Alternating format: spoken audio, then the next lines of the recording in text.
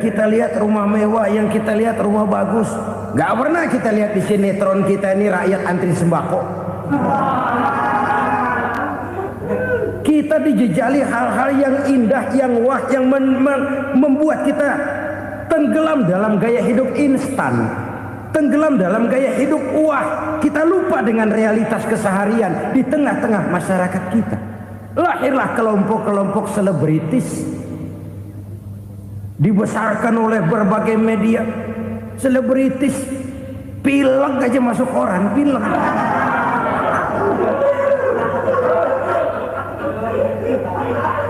Rakyat yang pingsan antri beras nggak masuk koran. Rakyat yang semaput antri minyak nggak masuk koran. Selebritis panok masuk koran.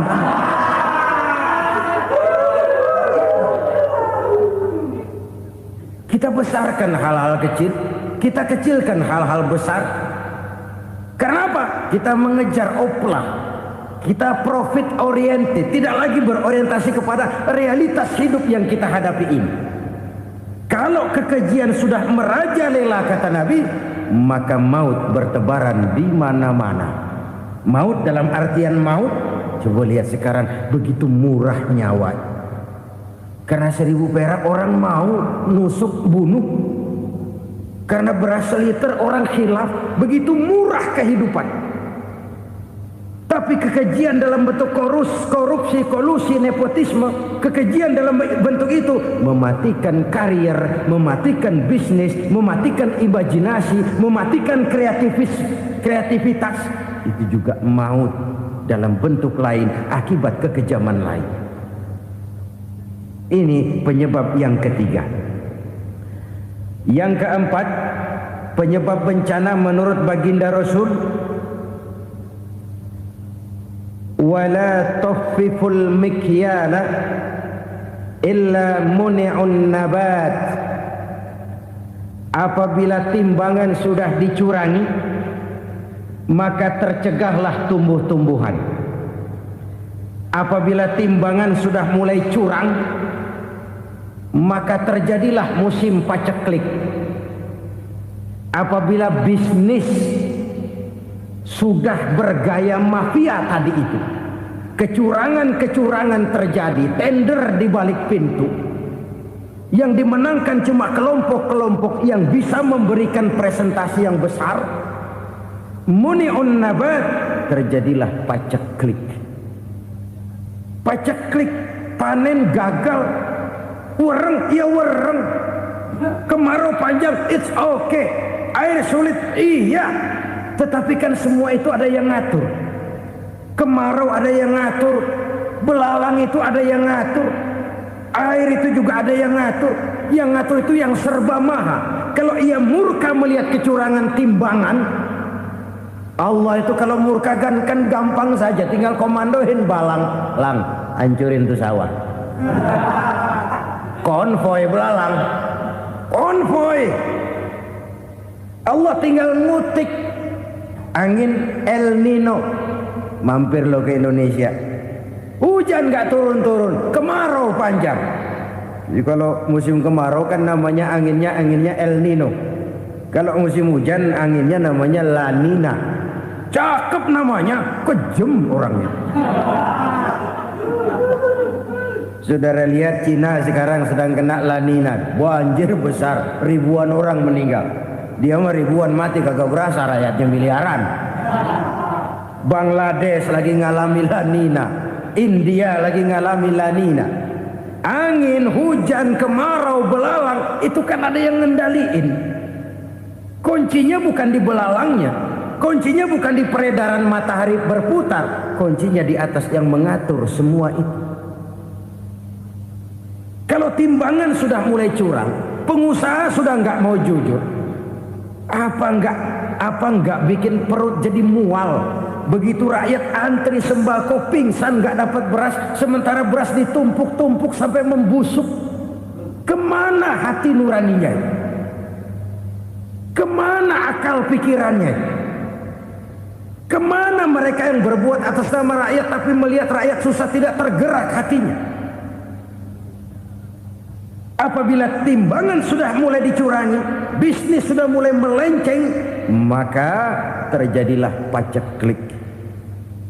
Sebuah negara yang berhasil dalam swasembada pangan, lalu sekarang menjadi negara yang rakyatnya antri untuk memperoleh kebutuhan pangan. Saudara-saudara kaum muslimin rahimakumullah, ini intinya adalah kecurangan. Kalau kecurangan sudah terjadi di mana-mana, dan ini milik siapa saja, bukan soal tempat, bukan soal jabatan, soal manusianya, SDM-nya. Kecurangan tidak cuma terjadi di kantor, di masjid bisa terjadi kecurangan.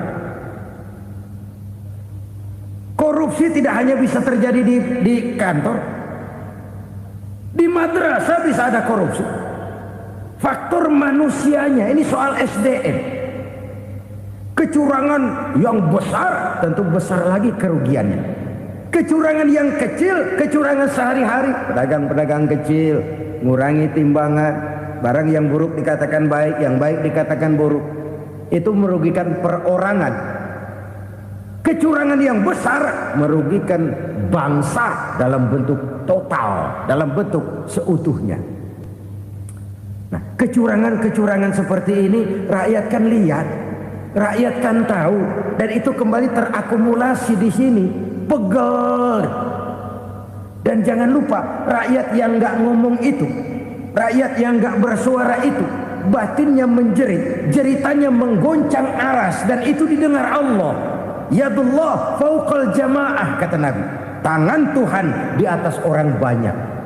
Jeritan hati rakyat menggoncang aras. Rakyat yang terlalu banyak dizolim, rakyat yang terlalu banyak dirugikan, ya rakyat yang terlalu banyak di atas namakan, menjerit batinnya, menggoncang aras, dan Allah bisa menggerakkan apa saja untuk membuat satu situasi. Allah bisa menggerakkan apa saja untuk membuat satu situasi. Saudara-saudara kaum muslimin rahimakumullah, ini faktor yang ketiga, timbulnya kecurangan. Faktor yang keempat maksud saya. Yang kelima, penyebab timbulnya bencana menurut baginda Nabi, wala muni'uz zakat wala muni'uz zakat illa hubbisa anhumul qatr. Apabila zakat enggan dibayar, maka tercegahlah qatrun. Qatrun ini kalau bahasa kita sembako. Maka tercegahlah kebutuhan-kebutuhan yang kita perlukan. Ini, kita tidak meragukan bahwa yang kita tuju adalah masyarakat yang adil dalam kemakmuran dan makmur dalam keadilan. Nah, antara kemakmuran dan keadilan ini memang sering tidak bisa berjalan seiring.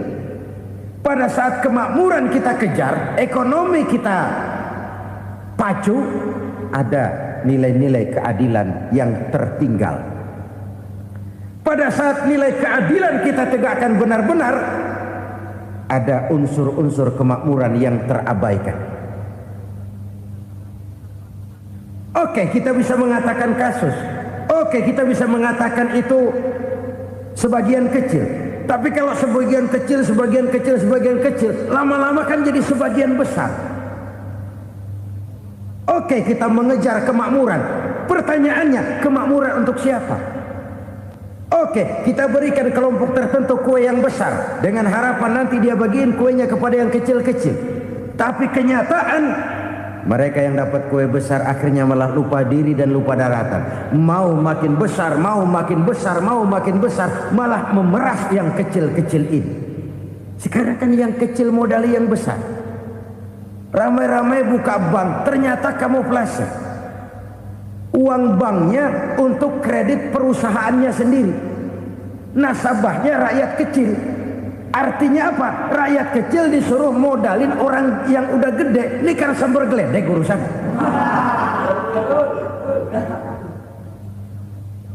Ini kan permainan apa lagi? Rakyat kecil suruh modali yang gede. Nasabahnya rakyat kecil, kumpulkan uangnya di bank, kucurkan kredit kepada perusahaannya sendiri. Bukankah itu rakyat kecil suruh modali yang gede? Sudah begitu kejamkah kita untuk meraih keuntungan dengan mengorbankan orang kecil ini? Sudah tidak bicara lagi kah nurani kita melihat penderitaan orang yang semakin susah ini? Kalau zakat enggan dibayar, padahal zakat 2,5% saja, 2,5% saja. Kalau itu pun enggan, kalau zakat saja enggan, bagaimana pula yang namanya sedekah? Bagaimana pula yang namanya infak? Bagaimana pula yang namanya santunan, bantuan? Kadang-kadang lipstick nyumbang si nyumbang, cuman nyolongnya lebih gede. Ini namanya sumbangan lipstick. Buat lipstick itu kan buat ngumpetin bibir pucat. Itu fungsi utama lipstick. Buat ngumpetin korupsinya, nyumbang kegiatan-kegiatan sosial, tapi yang dia korup lebih gede dari yang dia sumbangin. Lipstick kamuflase, nepu kata anak sekarang.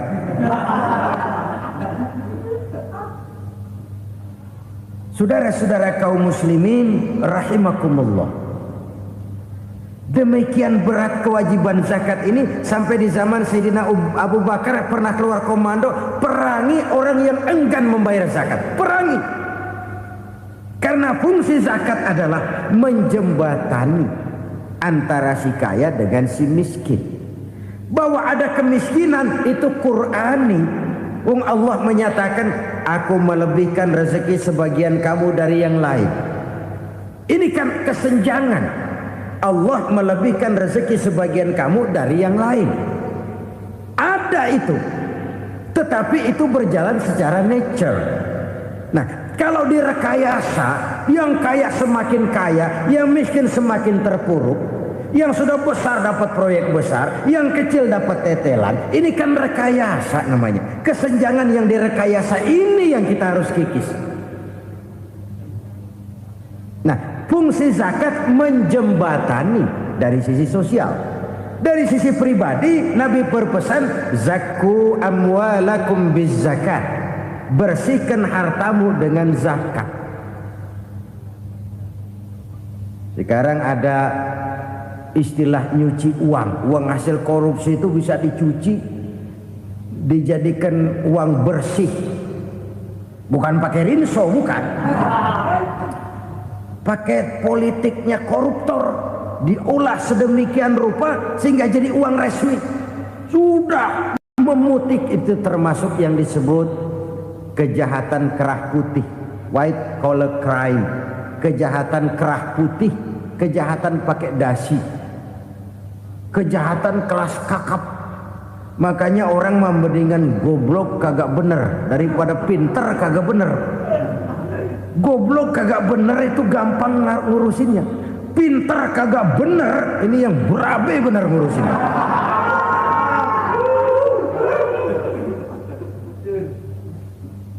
Kita bukan cuma perlu orang pinter kok di zaman sekarang. Kita perlu orang-orang bener yang punya komitmen, yang sesuai kata dan perbuatan, yang bisa merasakan apa yang dirasakan oleh rakyat, yang punya sense of politik yang tinggi, yang peka, yang penuh keterbukaan, yang punya wawasan dan pandangan jauh ke depan.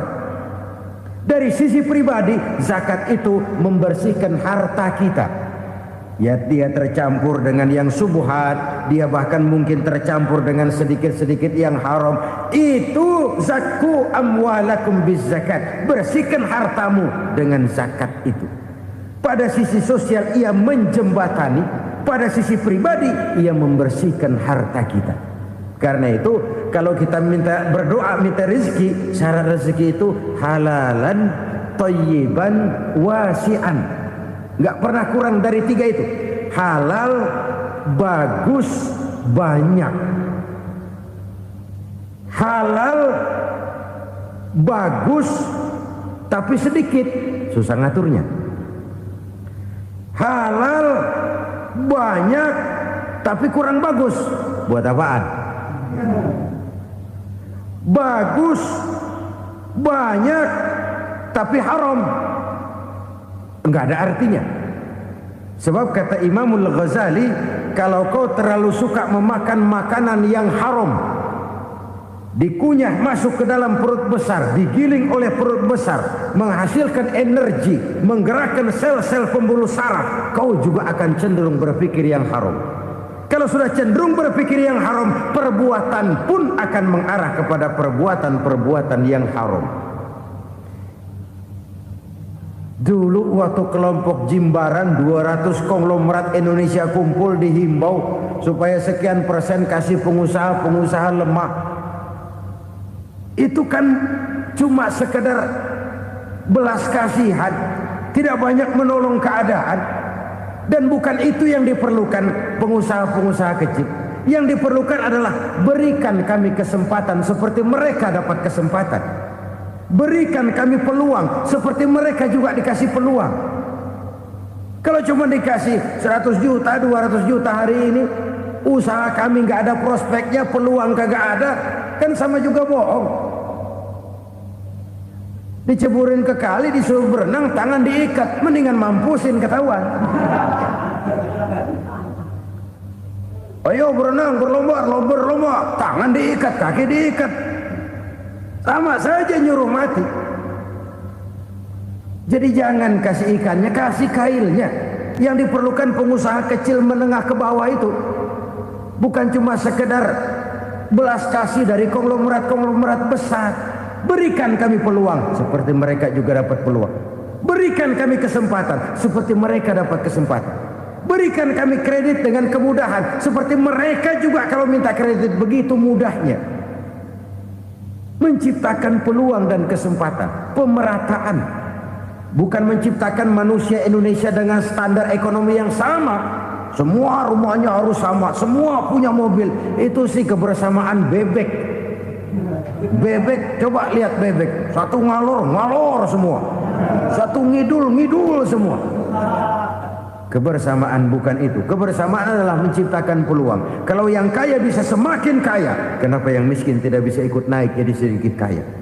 Kalau pengusaha yang sudah kuat bisa bertambah menjadi kuat dengan proyek mega proyek, kenapa yang menengah tidak bisa ikut menjadi kuat? Dan kenapa kekejian-kekejian itu merajalela? Kita dengar lewat berita-berita PLN tekor, PLN hutang. Kenapa? Dia beli listrik dari swasta yang belinya lebih mahal daripada penjualannya. Artinya dia beli itu listrik dari perusahaan listrik swasta, dia jual kepada rakyat lagi. Harga jualnya lebih murah daripada dia beli kepada swasta. Kenapa? Ada tekanan lagi tuh. Biasa siklus lagi. Hukum Boyle. Atas neken, paling bawah gepeng. Ya kita nih rakyat kecil, emang nasibnya gepeng-gepeng terus. Saudara-saudara kaum muslimin rahimakumullah. Dari 5 penyebab bencana ini, kita ambil kesimpulan untuk sebuah renungan dan introspeksi kita bersama. Pertama, mengingkari janji. Padahal janji itu yang lebih tinggi nilainya adalah di hadapan Allah Subhanahu wa taala. Baik wakil-wakil rakyat di parlemen maupun pemimpin-pemimpin rakyat di dalam kabinet, apabila memangku suatu jabatan, selalu mereka mengawali dengan sumpah, dan sumpah itu dimulai dengan demi Allah. Sadarkah kita pada saat itu kita ucapkan bahwa kita sudah mempertaruhkan Allah untuk jabatan yang kita pegang? Kita sudah mempertaruhkan nama Allah untuk posisi yang dipercayakan kepada kita. Sadarkah kita bahwa menyia-nyiakan itu satu dosa yang sangat besar, yang tidak hanya kepada Allah tetapi juga kepada rakyat yang kita wakili, kepada rakyat yang kita pimpin. Cukuplah sudah rakyat dijadikan adres, umat dijadikan alamat sebagai numpang. Marilah kita kembali kepada komitmen awal dengan jujur kepada janji kita sendiri. Lalu yang kedua, kekejian, baik berupa korupsi, kolusi, nepotisme, dan perbuatan-perbuatan lain akan melahirkan kemiskinan. Kekurangan pangan bukan satu-satunya yang menyebabkan rakyat menderita. Lukanya rasa keadilan